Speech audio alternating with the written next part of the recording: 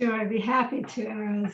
One of the things that is often true is that the narrative is constructed in a way that really leads to one kind of conclusion. But when you look at the evidence, the data behind that, you have a very, very, very different sense of what's going on. So I'd say that when we look backwards from what happens to individuals who complete and there are levels, right, of post-secondary education, a certificate after a high school, a community college degree, a four-year college degree, a graduate degree. Each one of those is still and has been for decades connected to increases in socioeconomic status. So the trajectory is very clear. And when you look at who is going to college, one of the challenges is that it's increasingly becoming in the United States upper income people who are primarily white in the United States because of our history. And so you wonder why all of a sudden are people questioning whether or not college is worth it. And the answer also often comes as because of college debt. I'm sorry, I'm going to do air quotes because I would say it's just the wrong question. What has happened in the United States is that most individuals attend public colleges. So it would be great if most people were going to Stanford or Yale or Dartmouth. That's just not true. Most people are going to public colleges. And what has changed over the past 15 to 20 years in dramatic ways is the defunding of public education. So that as fewer and fewer and fewer tax dollars every year go into higher education, go into colleges, those colleges to keep open have raised their prices. That's where the debt comes from. So to start out with the impact as opposed to the cause is interesting. And I would argue that wasn't an accident, that feeds a particular kind of analysis that really makes people undereducated and therefore less able to take action in their own lives. So I see the debt crisis as being a straw dog, if you will. It is not what is happening.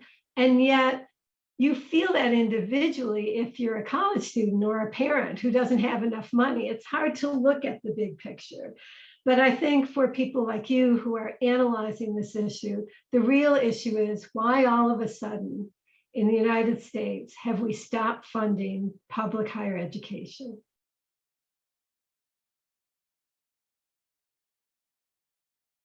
I'm not a conspiracy theorist, but I do believe that there is a benefit to certain kinds of political actors to not have a college-educated population in the United States. And so I think it's important to sort of pull that apart. I think it's also important to look at the facts. So when we talk about the debt crisis, it's very important to see who bears that debt. A big portion of that debt goes to individuals who are getting professional degrees. They're becoming engineers and doctors and lawyers, and they will have debt and they will be totally able to pay that debt, right? So that number is a big number, but against what their income is, it's very doable. It's what we do when we buy a house or we buy a car. We think that those are I'm in debt, but I think this is really what I want to do for my life. And in the United States, buying a home has often been how you actually create value, economic value in your family. The second piece is to look at another big hunk of the debt that is held, and that is debt that is owed to for-profit colleges. For-profit colleges have had extraordinarily market-driven activities, and I have to admit, they've been really good at it. They didn't care about quality. They didn't care about outcomes. They cared a lot about marketing. They cared a lot about maximizing the public support. So all of your loans and all of your funding through Pell Grants are the most common federal financial aid. They have been exquisite at that, and they have derived multi-million-dollar companies out of that. I always said it as I did a debate on public TV once with the head of a for-profit college called DeVry. And I told the man who was organizing this, I said, you probably don't want me because as a community college president, I clearly have not maximized my income because I'm making about $200,000, but the man I'm going to debate is making about $1.7 million. And so looking at that as being a huge proportion of the debt burden in the United States, those numbers that we add up and talk so big, it's been going to profitable companies who, as you probably know, Araz, in the United States, have also they were not able to keep their accreditation. They have been closed. The federal government now has to pay back students who owe them thousands and hundreds of thousands of dollars again. So that's a big piece. The other piece to know is really what is the average debt of a student coming out of college? And if you listen to a lot of public media, you would think it's $200,000. And there are some people who get a graduate degree from a for-profit college, and they do owe over $100,000. But the average debt is a little bit less than if you had purchased an okay, like Toyota. It is about $36,000 a year. And what no one ever, I worked for a long time at the City University of New York, which is a public college system in New York City, has about 500,000 students. About a third of those students graduate with zero debt. So the stories you don't hear are the reality of the spread, where the spread of debt comes from, and why some people do have outrageous debts. It increasingly comes from for-profit colleges, which are not interested in social mobility, but very interested in their bottom line.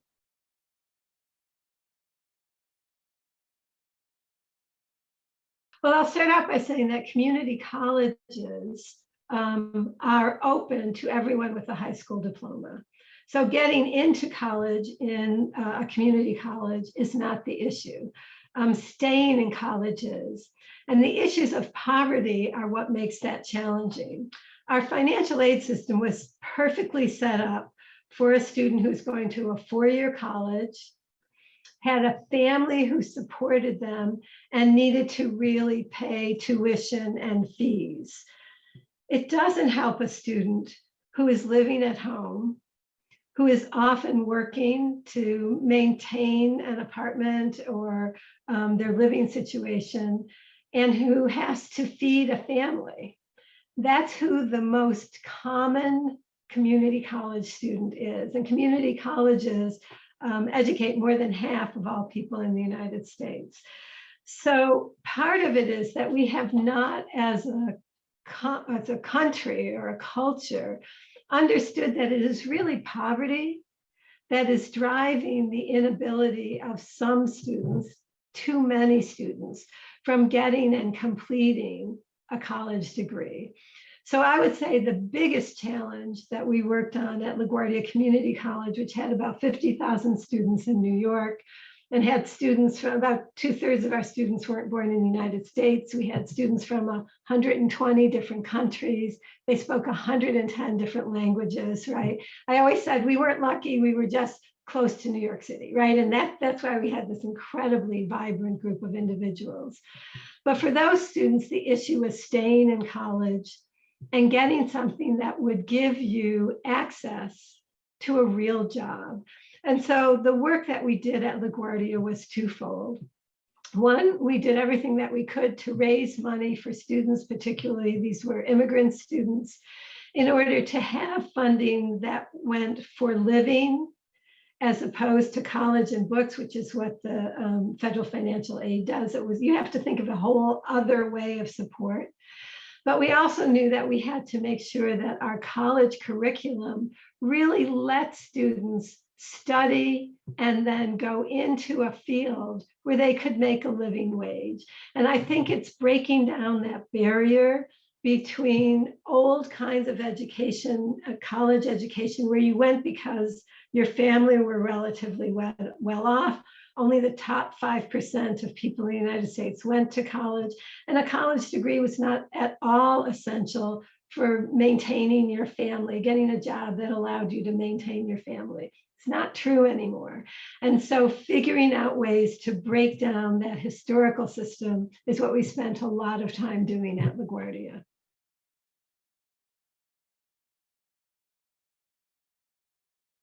These are complex issues, and I would say that the Biden administration's ideas around this are a really important start.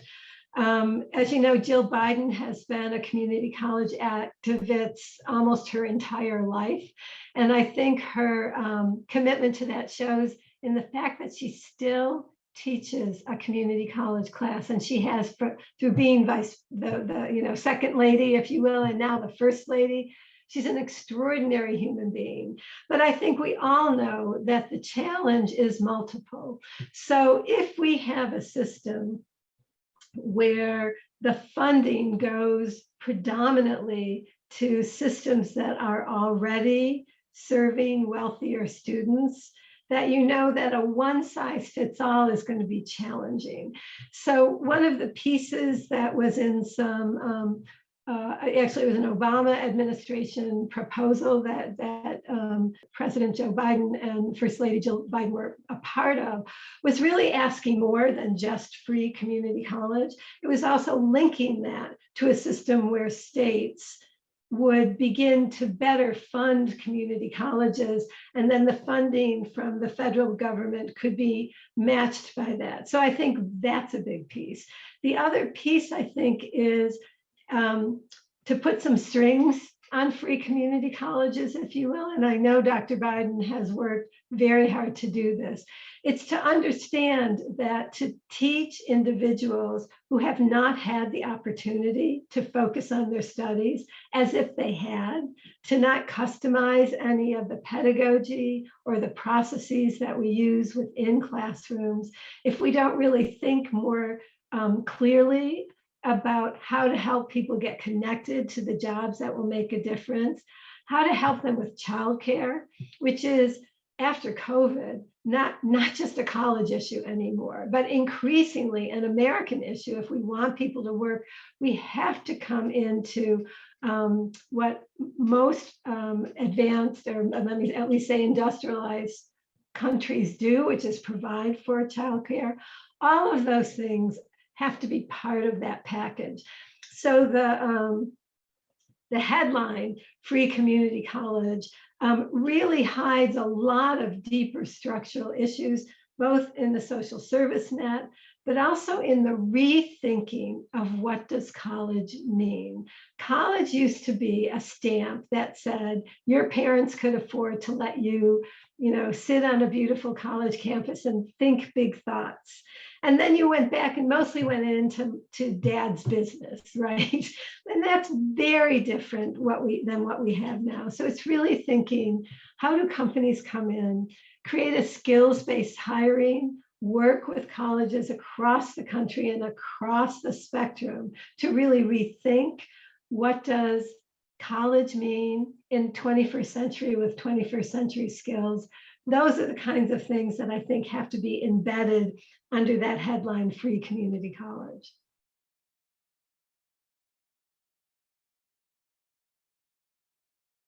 I think the sad piece is what we've seen is that who has left college is overwhelmingly poor students. And in America, those poor students are overwhelmingly Black, Latinx, and immigrants. And so because these are the very students who were also the frontline workers, who were working, delivering groceries and stocking the shelves in the pharmacy, that they were hit hardest. that their families were hit hardest, that their ability to really have time for their studies was wiped out. And so post-pandemic, I think we've got to grapple with that as a system of higher education. We cannot simply go back to normal without recognizing that the normal has been broken, and that it's been broken in very specific ways for very targeted groups of individuals. So I think rethinking, what does federal financial aid mean? How do we really link and create incentives to link to education and training that focuses on skills that are needed in the workplace? How do we incentivize communities to come together in different ways? And basically, how do we understand that the system of higher education, particularly our public systems, is right now set up to most amply fund those colleges that have the students who are from the highest level of the socioeconomic status rungs. And if we don't change that, we're not going to change nearly enough. And I think the pandemic has also taught us, on the positive side, look at all the things we can do. Look at what technology affords us. Look at how fast colleges can change if there's a crisis.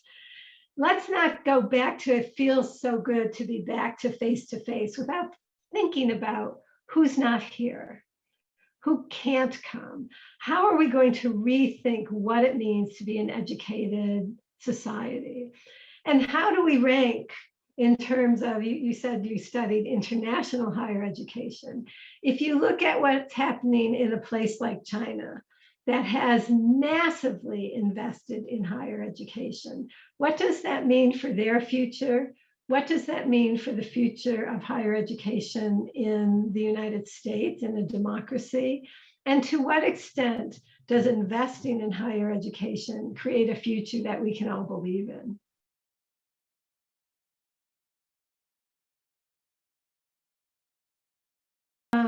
What we know is that at both the federal level and the state level, funding for public education keeps losing out to other issues. So I think no matter where, what system you're looking at a, it could be a local county. I mean, it can be a very small actor in the political scene, or it could be the federal government. It doesn't matter which one you look at. They're all withdrawing from public education. So we have to really think about that. And I think it's also important for colleges and high schools and elementary schools to also be ready to learn how to change, so that outcomes can be better within resources that we have. So that if all you're doing is taking your resources and taking kids whose parents have already been able to provide them all kinds of educational experiences from the time they were 2 months old, and you compare that to someone who's living in a homeless shelter, which far too many individuals are, we have to really rethink that whole system.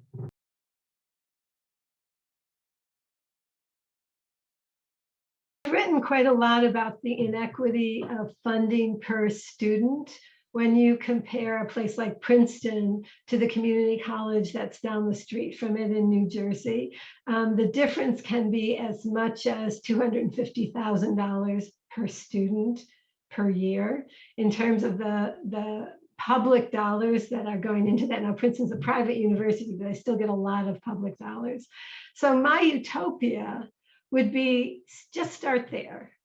Make sure that every student gets the same amount of money spent on their education. That would mean extraordinary changes in many public colleges, both four-year colleges and community colleges across the United States. But whenever you even something like that, you understand, Araz, that must be taking something from the high, right?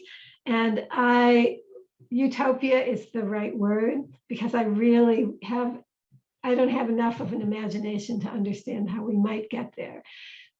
But it's a good thought experiment. What if students had the same kind of resources what would you find? Because what we found at LaGuardia, again, who had students who were, the only thing that they had in common of all those languages and races and ethnicities was that they were all poor. And yet we had students who went from LaGuardia to the very most competitive colleges on full scholarships. So there's all this talent that we're wasting. It's not that